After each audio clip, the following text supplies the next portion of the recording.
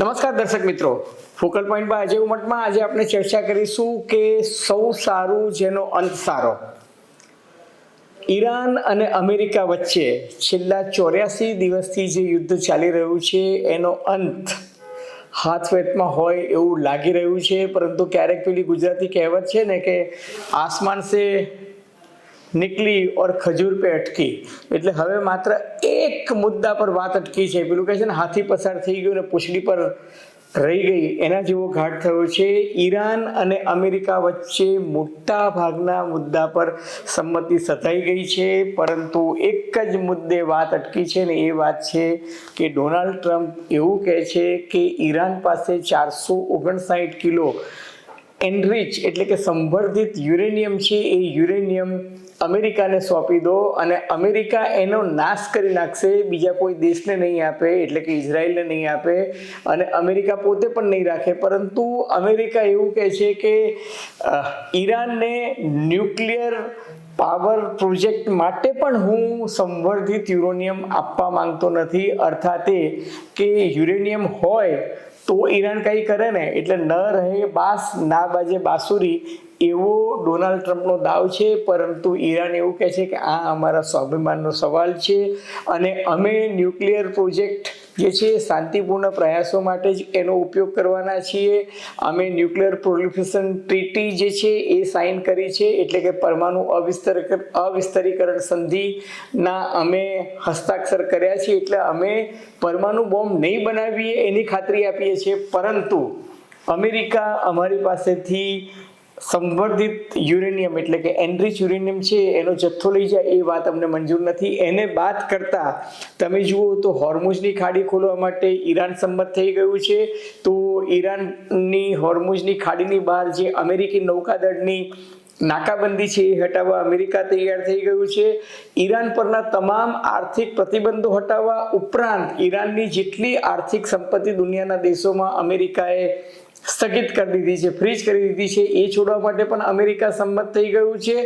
અને એક તબક્કે એવી પણ વાત ચાલે છે કે હોર્મુઝની ખાડી પરથી ટોલટેક્સ ઉઘરાવવાનો જે અધિકાર છે એ ટોલટેક્સની બદલે બીજા સારા શબ્દોમાં પર્યાવરણ સુરક્ષા અને ટ્રાફિક મેનેજમેન્ટના નામે સંયુક્ત રાષ્ટ્ર સંઘના નિગેબાની હેઠળ ઈરાન આ કરી શકે એવી પણ સંમતિ સધાઈ ગઈ છે. અને આ વખતે માત્ર પાકિસ્તાન આ મંત્રણામાં નથી, પરંતુ સાઉદી અરેબિયા, કતાર, કુવેત, બહેરીન વગેરે દેશો પણ છે અને ઇજિપ્ત અને તુર્કી પણ ઈચ્છે છે કે આ સમાધાન થાય.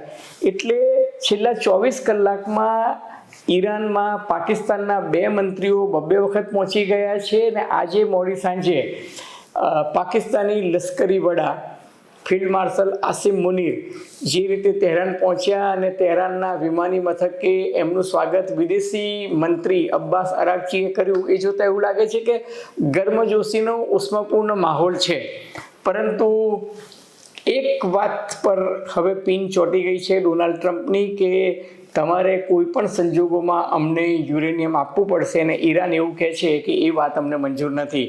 માર્કો રૂબિયોને ડોનાલ્ડ ટ્રમ્પે હવે મંત્રણાની બાગડોર સોંપી છે. એટલે અગાઉ જો તમને યાદ હોય તો પીટ હેક્સેથ કે જે એમના સંરક્ષણ મંત્રી હતા, એ અને બેન્જામિન નેતન્યાહુ આ બંને યુદ્ધના મોરચે મહત્વના નિર્ણય લેતા હતા. પરંતુ ડોનાલ્ડ ટ્રમ્પે એક દિવસ પહેલા બેન્જામિન નેતન્યાહુને ચૂપ કરી દીધા છે અને કહ્યું છે કે તમારી યુદ્ધખોર અથવા તો યુદ્ધનું ઉન્માદવાળી નીતિ જે છે અમેરિકાને પોસાતી નથી અને અમેરિકા હવે આ યુદ્ધ લંબાવવા નથી ઈચ્છતું. હવે અમેરિકા શા માટે યુદ્ધ લંબાવવા નથી ઈચ્છતું? તો એના ઘણા બધા કારણો છે. એક, અમેરિકામાં તમે જુઓ તો અમેરિકાના ઘર આંગણની વાત તો જવા દો, ડોનાલ્ડ ટ્રમ્પના ઘરની જ વાત કરું તો ડોનાલ્ડ ટ્રમ્પના પોતાના સગા પુત્ર જુનિયર ટ્રમ્પનું લગ્ન છે, પણ ડોનાલ્ડ ટ્રમ્પ પોતાના સગા પુત્રના લગ્નમાં હાજરી આપી શકે નહીં એવી પરિસ્થિતિનું નિર્માણ થયું છે. અને પત્રકારો સાથેની વાતચીતમાં ડોનાલ્ડ ટ્રમ્પે કહ્યું કે I have Iran on my table, મારા ટેબલ પર ઈરાનનો મુદ્દો એટલો મહત્વનો છે કે હું મારા દીકરાના લગ્નમાં સામેલ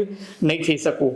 બીજો મહત્વનો મુદ્દો એ છે કે અમેરિકાની ઇકોનોમી અંગે ગેલોપ્સનો આજે સર્વે આવ્યો છે ને એ એવું કહે છે કે અમેરિકાનું અર્થતંત્ર 4 વર્ષના તળિયે પહોંચી ગયું છે. 2022માં કોરોના ટાઈમે જે સ્થિતિ હતી એનાથી બદતર સ્થિતિ આજે અમેરિકાની થઈ ગઈ છે. એટલે ડોનાલ્ડ ટ્રમ્પને એવું લાગે છે કે આ તો હવેલી લેવા જતાં ગુજરાત ખોવાનો વારો આવશે, કારણ કે જો અમેરિકાનું અર્થતંત્ર નબળું પડી જાય તો અમેરિકી પ્રજા જે છે આ વાત જે છે સ્વીકારવા તૈયાર નથી. અમેરિકામાં માત્ર 16% લોકો એવું માને છે કે ડોનાલ્ડ ટ્રમ્પના રાજમાં આર્થિક પ્રગતિ થઈ છે. બાકીના 84% લોકો ડોનાલ્ડ ટ્રમ્પની આર્થિક નીતિઓથી નારાજ છે, અસંતુષ્ટ છે અથવા તો બહુ રાજી નથી. અને જો આ પરિસ્થિતિ રહે તો રિપબ્લિકન પાર્ટી જે છે નવેમ્બર મહિનામાં જે મિડ ટર્મ ચૂંટણીઓ થવાની છે એમાં બહુમતી ગુમાવે, ને જો બહુમતી ગુમાવે તો કોંગ્રેસ પરથી રિપબ્લિકન પાર્ટીની પકડ દૂર થાય અને ડોનાલ્ડ ટ્રમ્પની હાલત જે છે એ આટા વગરના સ્ક્રૂ જેવી થઈ જાય, કારણ કે કોંગ્રેસ પાસેથી જ તમામ સત્તાઓ અમેરિકાના બંધારણ પ્રમાણે છે. હવે અમેરિકાની વાત કરું તો અમેરિકામાં ગેસોલિન એટલે કે પેટ્રોલ જે 1 ગેલનનો ભાવ પહેલાં યુદ્ધ શરૂ થયું એ પહેલાં 28મી ફેબ્રુઆરીએ $2.50 હતું, એ અત્યારે વધીને $4.55 થઈ ગયું છે. અમેરિકી લશ્કરને ભારે નુકસાન થયું છે એવો કોંગ્રેશનલ રિસર્ચ રિપોર્ટ તો આજથી 2 દિવસ પહેલાં આવ્યો હતો, જેમાં કહ્યું હતું કે અમેરિકાને માત્ર એરફોર્સને $29 અબજ નુકસાન થયું છે અને એમના 42 જેટલા એરક્રાફ્ટ જે છે એ આ યુદ્ધમાં તબાહ થયા છે અથવા નષ્ટ પામ્યા છે. પરંતુ એથી પણ આગળ આજે જે રિપોર્ટ આવ્યો છે પેન્ટાગોનનો, એ પેન્ટાગોનનો રિપોર્ટ એવું કહે છે કે અમેરિકાની 50% થાર્ડ મિસાઇલ્સ, હવે થાર્ડ મિસાઇલ જે છે અમેરિકાની અત્યંત આધુનિક અને સૌથી મોંઘી મિસાઇલ ગણાય છે, જેને terminal high altitude area defence THAAD terminal high altitude area defence કે જે અમેરિકાની અત્યંત આધુનિક અને સૌથી વિશ્વસનીય જે મિસાઇલ ગણાય છે, એ 200 જેટલી મિસાઇલ જે છે ઇન્ટરસેપ્ટર તરીકે વપરાઈ ચૂકી છે. એની સામે ઇઝરાયેલે માત્ર 100 જ મિસાઇલ જે છે એ વાપરી છે અને ઇઝરાયેલે એ ઉપરાંત બીજી એરો ઇન્ટરસેપ્ટર અને પોતાની ડેવિડ સ્લિંગ જેટલી 90 જેટલી મિસાઇલ જે છે એ વાપરી છે. પરંતુ અમેરિકાનો તો 50% સ્ટોક જે છે એ અહીંયા આગળ ખર્ચાઈ ગયો છે ઇઝરાયેલને બચાવવામાં અથવા તો ઇઝરાયેલ સાથેનું જે આ ઈરાનનું યુદ્ધ હતું તે. એ ઉપરાંત અમેરિકાએ 100 જેટલી સ્ટેન્ડર્ડ ઇન્ટરસેપ્ટર મિસાઇલ જે છે એ એનો આ યુદ્ધમાં ઉપયોગ કર્યો છે અને ઇઝરાયલ કરતાં અમેરિકાએ 120 જેટલી વધુ ઇન્ટરસેપ્ટર મિસાઇલ્સ જે છે એનો ઉપયોગ કર્યો છે. ટૂંકમાં ઈરાન સામે ઇઝરાયલ કરતાં અમેરિકાએ ડબલ મિસાઇલ્સનો ઉપયોગ કર્યો છે. એટલે અમેરિકાનો મિસાઇલનો સ્ટોક જે છે એ અત્યારે ઘટી ગયો છે. એટલું જ નહીં, US MQ-9 એટલે કે જે રીપર ડ્રોન્સ જે છે અમેરિકાનું બીજા બહુ જ મહત્વનું જે ડ્રોનની બેસ્ટ ક્વોલિટી ગણાય છે રીપર ડ્રોન્સ, એ રીપર ડ્રોન્સ પણ બહુ મોટી સંખ્યામાં નાશ પામ્યા છે. હવે આ સંજોગોમાં અમેરિકા જે છે એ એવું વિચારે છે કે એક તરફ તાઇવાનનો મોરચો ચીન સામે સાચવવાનો છે અને બીજી તરફ રશિયા સામે યુક્રેનનો મોરચો પણ સંભાળવાનો છે. ત્રીજી તરફ અમેરિકાએ ક્યુબામાં પણ ગોબાચાડી ચાલુ રાખી છે અને ચોથી તરફ ઈરાનમાં જો યુદ્ધ લડવું હોય તો અમેરિકી લશ્કર જે છે એ કેટલા મોરચે લડશે. બીજું મહત્વનું ડેવલપમેન્ટ એ થયું છે કે ટ્રમ્પ અને શી જિનપિંગની મુલાકાત જે છે એ લગભગ નિષ્ફળ નીવડી છે. પરંતુ ટ્રમ્પની વિદાય બાદ પુતિન શી જિનપિંગને મળવા પહોંચી ગયા છે અને છેલ્લા 48 કલાકમાં જે ડેવલપમેન્ટ જોવા મળ્યું, ટ્રમ્પ અમેરિકા ગયા ત્યારબાદ યુક્રેને રશિયા પર હુમલાઓ વધારી દીધા અને ઠેક મોસ્કોમાં જઈને 500 જેટલા ડ્રોન્સ છે મોસ્કો પર એમણે છોડવાની કોશિશ કરી. હવે પુતિને પોતાની આંખ જે છે લાલ કરી છે અને બેલારુસની મદદથી યુક્રેનના મોરચે Russian missile launcher, Russian warships, Russian war planes, Russian nuclear submarines એ બધા ગોઠવાઈ ગયા છે અને રશિયાએ છેલ્લા 36 કલાકમાં ભયંકર લશ્કરી કવાયત ત્યાં હાથ ધરી છે. એનો અર્થ એ કે હવે રશિયા પોતાની મહાસત્તાની તાકાત બતાવીને યુક્રેન જે છે એને કદાચ એની પર નિર્ણાયક હુમલો કરશે. હવે એ જો થાય અને ન્યુક્લિયર વેપન્સ એટલે કે પરમાણુય શસ્ત્રોનો ઉપયોગ થાય તો સૌથી મોટો ખતરો છે. એટલે અમેરિકાએ યુક્રેનના મોરચે મદદરૂપ થવા માટે નાટોને પોલાન્ડ ખાતે પોતાના 5000 જેટલા સૈનિકો જે છે એ મોકલી આપ્યા છે. હવે ડોનાલ્ડ ટ્રમ્પ કે જે અત્યાર સુધી નાટોનો વિરોધ કરતા હતા પરંતુ યુક્રેનને સમર્થન આપતા હતા, એમને પ્રતીતિ થઈ કે પોલાન્ડમાં જો અમેરિકી લશ્કર નહીં જાય તો રશિયા જે છે યુક્રેન પર ચડાઈ કરશે અને પરિસ્થિતિ કાબુ બહાર જશે. આ પરિસ્થિતિમાં અમેરિકાને લાગે છે કે ઈરાન સાથેનું યુદ્ધ લાંબો સમય ચાલુ રહે એ ઈચ્છનીય નથી, અને બીજું કે ઈરાન સાથેનું યુદ્ધ ચાલુ રહે તો જે હોર્મુઝની ખાડી છે એ સંપૂર્ણપણે બંધ રહેશે, અને ઈરાન આવનારા દિવસોમાં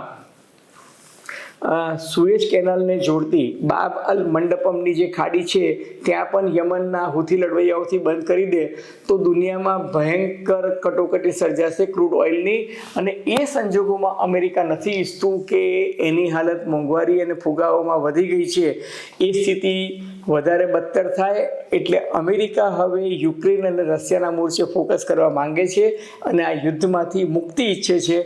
પરંતુ ઈરાન જે છે એ બધી શરતોમાં સંમત છે, પરંતુ ન્યુક્લિયર પાવર પ્રોજેક્ટ એટલે કે પરમાણુ કાર્યક્રમ જે છે એ ઈરાન કોઈ પણ સંજોગોમાં પડતું મૂકવા નથી ઈચ્છતું. અલબત્ત ઈરાન એવું ચોક્કસ કહે છે કે અમે પરમાણુ બોમ્બ નહીં બનાવીએ, પરંતુ અમારી પાસે જે સંવર્ધિત યુરેનિયમ એનરિચ્ડ યુરેનિયમ છે એનો ઉપયોગ ઇલેક્ટ્રિસિટી પ્રોજેક્ટ માટે ચોક્કસ કરીશું ને એના માટે અમને કોઈ અટકાવી શકે નહીં.